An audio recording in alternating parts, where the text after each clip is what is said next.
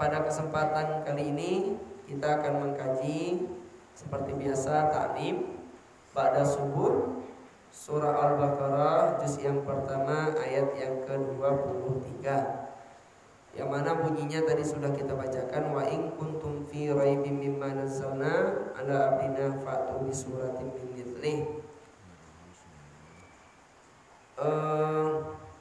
Wa in kuntum fi raibim mimma nazzalna ala abdina fa'tu bi suratin min mithlih.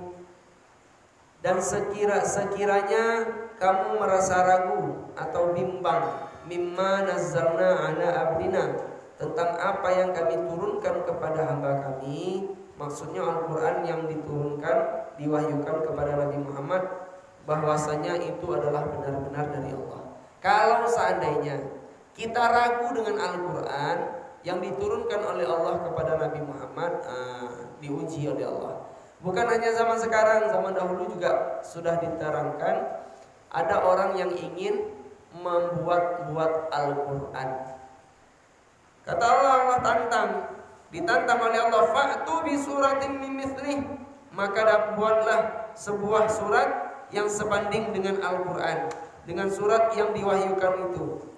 Artinya, maksudnya di sini ialah untuk menjadi keterangan atau penjelasan hingga artinya sebanding dengan Al-Quran, dan baik dalam kedalaman makna maupun keindahan susunan kata serta pemberitaan tentang hal-hal gaib sebagainya. Al-Quran yang dimaksud dengan surah ialah suatu penggalan perkataan yang mempunyai permulaan kesudahan dan sekurang-kurangnya terdiri dari 3 ayat. Coba, siapa yang ragu dengan Al-Quran, coba bikin surat sejenis semirip dengan Al-Quran. Siapa yang bisa? Dulu juga ada orang yang bikin Al-Quran, tapi tidak bisa. Orang terdahulu itu hebat-hebat Bapak Ibu. Orang dulu itu kalau bikin rumah, bukit dipahat. Bukit itu dipahat itu dijadiannya istana. Nggak manga-manga orang kini itu. Kalau orang kini kan dibuatnya bangunan diadon. Kalau orang dulu kuai-kuai, bukit itu kan dari batu tuh. Misalnya pahenya nyubeknya rumah. Bayangkan tuh, nyubek ukiran begitu dahsyatnya orang dulu. Nah, disuruh kalau ada percaya jo Al-Quran, cobalah dibuat sejenis Al-Quran, ya Rasulullah. Maka datangkan Al-Quran, tapi kenyataannya tidak bisa. Wad'u syuhada'akum, kalau tidak bisa, coba minta tolong ke orang lain. Minta tolong ke orang lain untuk membuat sejenis Al-Quran. Dan ajaklah saksi-saksimu, Tuhan-Tuhanmu yang kamu sembah itu, min dunillah, selain daripada Allah, untuk menjadi penolong-penolongmu. In kuntum shodiqin, jika kamu orang-orang yang benar-benar bahwa Al-Quran itu hanyalah buatan dan ucapan Muhammad belaka. Kalau orang dulu itu mengira Bapak Ibu, menyangka Al-Quran itu adalah karangan Nabi Muhammad saja, buat-buatan Nabi Muhammad. Nah, jadi ditantang oleh Allah, kalau memang itu buatan Nabi Muhammad, coba bikin 1 surat saja. Padahal Nabi Muhammad tidak bisa baca. Tapi kenapa Nabi Muhammad menyampaikan Al-Quran sementara dia tidak bisa baca? Pernah suatu ketika disuruh oleh malaikat Jibril, Iqra. Tapi Nabi Muhammad, la a'lam, aku tidak tahu apa yang harus aku baca. Digulung aja malaikat itu. Iqra. Tidak bisa dong, kamu tidak bisa baca. Aku tidak bisa baca. Iqra. Sampai 3 kali tidak bisa baca.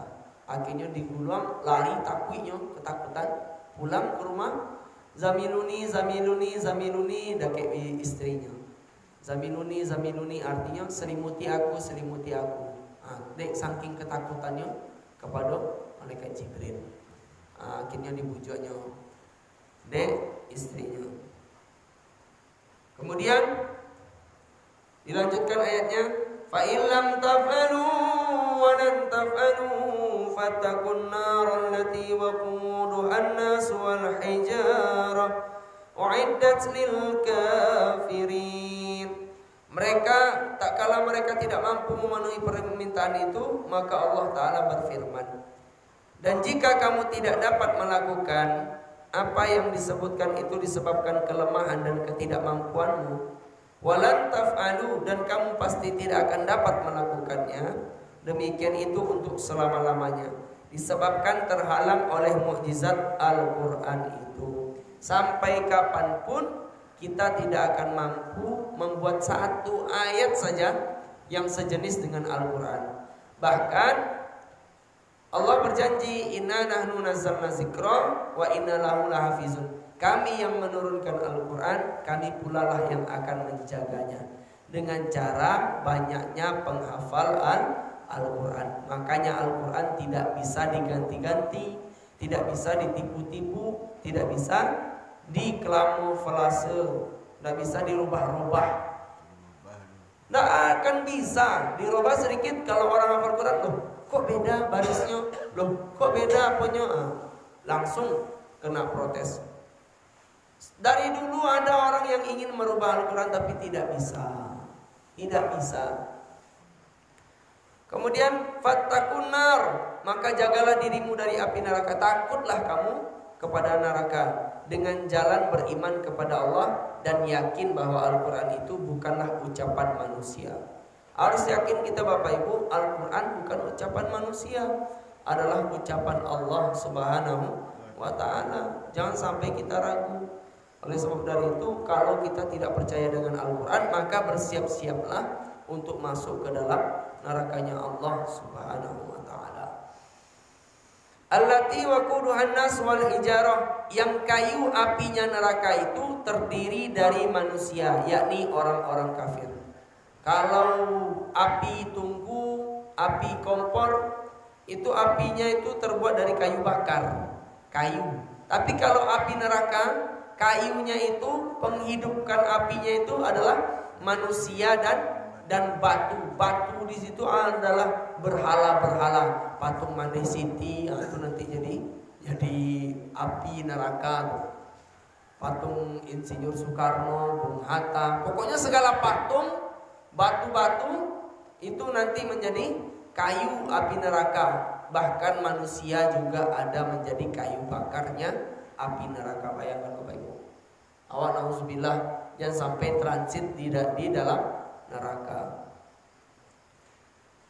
Wal hijarah, dan batu, misalnya yang dipakai untuk membuat patung-patungan, kan iya toh? Berhala mereka. Maksudnya api neraka itu amat panas dan tambah menyala dengan bahan bakar manusia dan batu. Jadi bukan seperti api dunia yang hanya dapat dinyalakan dengan kayu bakar atau yang lainnya. Kalau api neraka itu dinyalakan dengan manusia dan juga berhala-berhala. Nauzubillah. Makin dimasukkan manusia makin menyala. Bahkan jaraknya api neraka itu, panasnya api neraka itu 500 tahun perjalanan sudah terasa panasnya. Ada Malik bin Dinar Bapak Ibu, ceritanya mimpi masuk api neraka. Mimpi, bukan nyata. Mimpi masuk neraka, mau diloncatkan ke dalam api neraka, ternyata datang anaknya Malik bin Dinar ini, perempuan kecil. Ditarik oleh anaknya, langsung terjaga, terbangun dari tidur. Hampir saja katanya masuk neraka. Ditengok tangannya sudah mengelupas. Baru mimpi, belum kenyataan. Bapak Ibu bakar bikin api unggun saja jauh jaraknya, sudah terasa terasa panas. Tak usahlah api unggun, api kompor saja. Jarak kita jauh tapi sudah terasa panas. Baru api kompor, belum api neraka. Uiddat lil kafirin, yang disediakan bagi orang-orang kafir sebagai alat untuk penyiksa mereka. Kalimat belakangan ini dapat menjadi kalimat baru atau menunjukkan keadaan hal yang lazim, disediakan untuk orang-orang yang kafir. Orang yang kafir ini maka sudah pasti mendapatkan azab dari Allah Subhanahu wa taala. Dan bedanya orang kafir dengan orang mukmin yang fasik itu, kalau orang kafir kekal abadi selama-lamanya di dalam neraka. Tapi kalau orang fasik masih ada kesempatan untuk masuk ke dalam surga. Nauzubillah, jangan sampai kita menjadi murtad atau keluar dari Islam. Banyak artis-artis sekarang yang murtad keluar dari Islam. demi menikah dengan orang luar negeri, orang-orang berkelas, orang-orang kaya, demi mendapatkan harta atau kedudukan di dunia. Nauzubillah min zalik. Jangan sampai ya Bapak Ibu ya. Biarlah kita nih orang yang kulit hitam, budak kulit hitam, beriman kepada Allah jauh lebih baik dibandingkan orang yang putih, mulus, kaya raya, berpuasa tapi non muslim. Bayangkan, orang yang hitam, kulit hitam sehitam kuali lah, lebih hitam daripada kuali lah, lama hijau ya. Gigi yang putih nampak ini kan.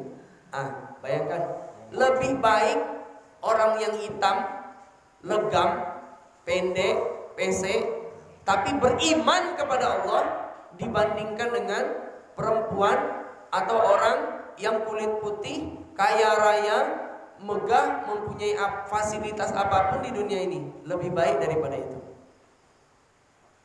Artinya apa? Kalau mau memilih seseorang itu harus yang beriman, tak perlu berpangkat atau kaya raya. Nah itu. Kalau orang sekarang kan tidak. Anak si anu tuh dia nikah sama si anu tuh pakainya apa kerajonya, gajinya barang, masalah iman belakangan. Nauzubillah.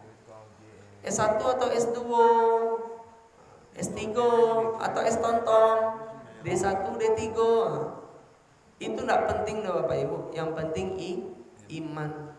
Asal bisa selamatnya di dunia dan di akhirat. Yakin saya Bapak. Nanti kalau nikah sama dia itu nggak makan. Kata siapa? Kalau ada nyawanya pasti ada rezekinya. Jangan takut. Yang penting ada usaha. Usaha yang halal. Pasti dapat rezeki dari Allah Subhanahu wa taala.